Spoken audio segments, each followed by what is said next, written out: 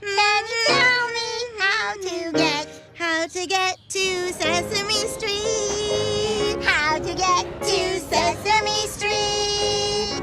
Everyone's friends are Sesame. I've interviewed Roger Stone, John Sununu, Joe Lieberman, but I think Elmo is going to be the toughest of the bunch. Hi there, Matt. Elmo's very happy that you're here. Yeah, I am too. I'm Alan. Oh, and Elmo's Elmo. Hi. This is Julia, Matt. Nice to meet you, Julia. She is the first Muppet on Sesame Street to be diagnosed with autism.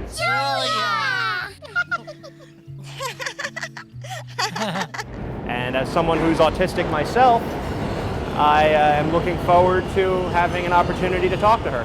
Julia, I heard you are autistic, which made me so excited to meet you because I'm autistic too. Did you know that? Well, you know what, Julia does have autism, and she likes people to know that. Yeah, sometimes Julia does things a little bit differently, sort of in a Julia way. And it's wonderful when you do things in a Julia way. Yeah, everybody does things their own way. You do things in an Elmo way? Yeah, Elmo dances in his own way. You want to see? Oh, let's see Very. the Oh, yeah. Oh, oh, oh, oh. That's very Elmo-y. Are you auditioning for MTV? Well, now that you say it.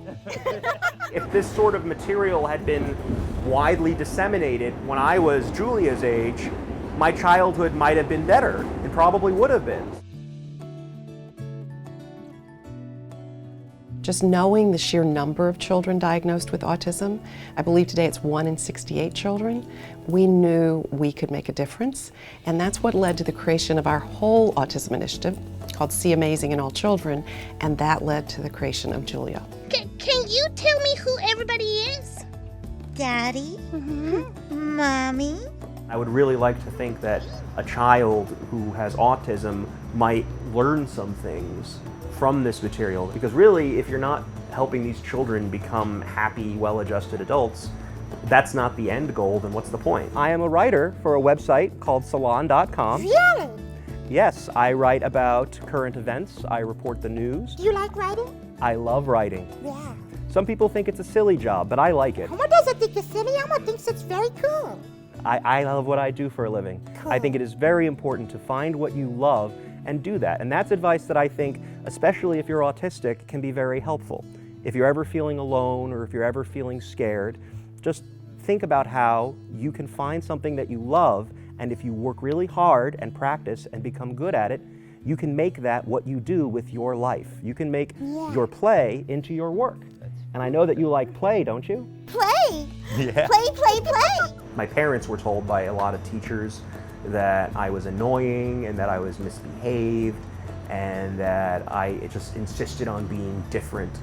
Like, I was in that era in the early 90s where if you were a kid who had trouble making eye contact or who either didn't talk a lot or in my case talked too much but had trouble figuring out social, etiquette, you were disruptive. We could not make Julia have exactly the typical traits of autism because each and every child is unique. But we did make sure that working with experts, working with families with children with autism, that Julia had a lot of traits that children could identify with, and that the storylines also show her strengths, what makes her special.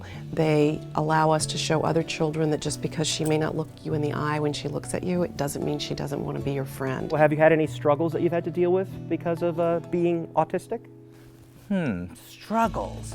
Well, I know sometimes that she doesn't like loud sounds. Well, I remember once there was a siren. She got a little upset about that, so I took her to a quiet place in the garden area, and I let her calm down. She had Fluffster with her, and she loves Fluffster. And Fluffster calms her. When I was your age, I also had trouble with loud sounds. My mother tells me that when there would be a train or a loud car outside the house, I would run under the bed.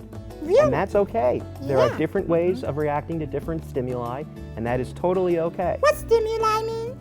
It's a word I probably should not have used on Sesame Street. That's the word of the day. Mr. Matt's word of the day is stimuli. Elmo doesn't know what it means, but it's a cool sounding word. I was initially diagnosed as mentally retarded, and I was told that I should be put into a home and that I would never be functional as an adult. I was nonverbal for a while, but then once I learned to talk, kids gave me the nickname Motor Mouth Matthew, which The insult hurt, but I admire the alliteration. I will say, this was first grade, by the way. That kid who coined Motormouth Matthew, I hope he's writing at a site like Salon somewhere, because he clearly had a burgeoning talent. Big Bird is a bird, and Alan is a person, and Elmo's a monster, and we're all different, but we're all the same. That's right. We're all unique in our own way, And right? Oscar's a grouch. It's important to help kids feel like it's okay to be different. I think the character of Julia really is a wonderful thing in that way. Thank you so much for having me.